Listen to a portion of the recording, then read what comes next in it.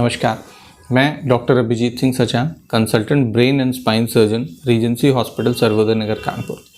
आज अपनी video series में हम स्पाइन के बारे में कुछ शॉर्ट डिस्कशन करेंगे।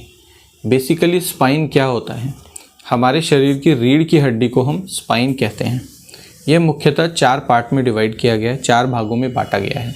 सर्वाइकल स्पाइन यानी गर्दन की रीढ़ की हड्डी, थोरैसिक स्पाइन यानी पीठ की रीढ़ की हड्डी, लंबर स्पाइन यानी कमर की रीढ़ की हड्डी और सैक्रम यानी कूल्हे के बीच में और निचले हिस्से की रीढ़ की हड्डी। सर्वाइकल स्पाइन जो होती है ये मुख्यतः 7 बोन्स से मिला के बनी हुई है, जिसमें हम गिनती के आधार पे उसे C1, C2, C3, C4, C5, C6, C7 भागों में बांटा गया है।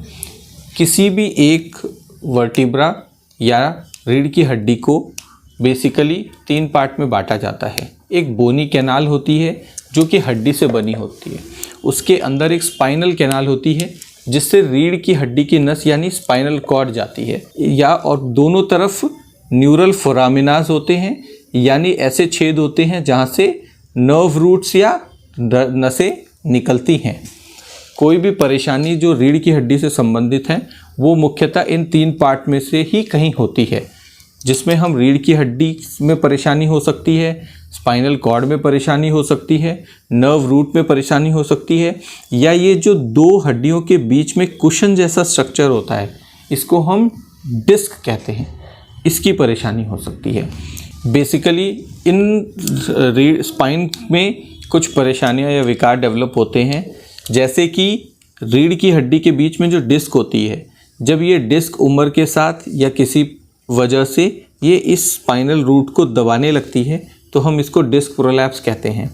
यही डिस्क जब उम्र की वजह से अत्यधिक जॉइंट में मूवमेंट की वजह से घिसने लगती है तो वो दर्द पैदा करती है, जिसमें हमें दोनों ही कंडीशन में ऑपरेशन की ज़रूरत पड़ती है।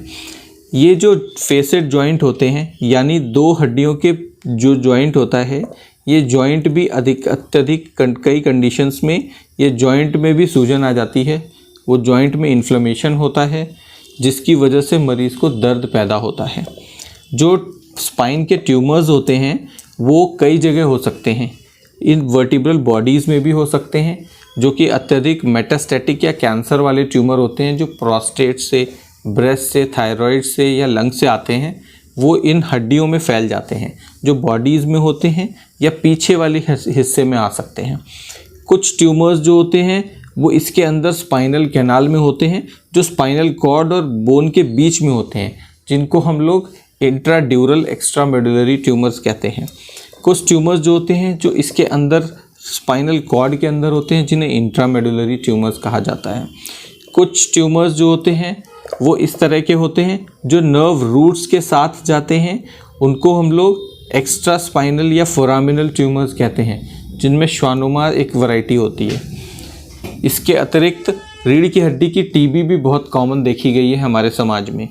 ये रीढ़ की हड्डी की टीबी जो होती है वो मुख्यतः इस डिस्क के बगल की हड्डी से शुरू होती है, जो कि अगल बगल की हड्डी को गलाना शुरू करती है, जिसकी वजह से मरीज़ की वो हड्डी लोड नहीं ले पाती और उसमें फ्रैक्चर बहुत कॉमन देखा गया है। साथ ही में वो पस जो होता है बनाती है, जो पस और रीढ़ की हड्डी फ्रैक्चर होने की वजह से स्पाइनल कॉर्ड में अत्यधिक दबाव डालती है, जिसकी वजह से मरीज़ को लकवा और पैरालिसिस की शिकायत होती है। कृपया करके अपनी रीढ़ की हड्डी का पोस्चर करेक्ट रखें। कोई भी परेशानी हो तो उसको तुरंत देखें, क्योंकि स्पाइन एक ऐसी चीज़ है जिसमें समय बर्बाद करना या सिम्टम्स को नज़रअंदाज करना काफ़ी ज़्यादा घातक और रिस्की हो सकता है। स्पाइन की किसी भी परेशानी को जानने के लिए कृपया हमारे और वीडियोस देखें, हमारे चैनल को सब्सक्राइब करें, लाइक करें, शेयर करें। Thank you.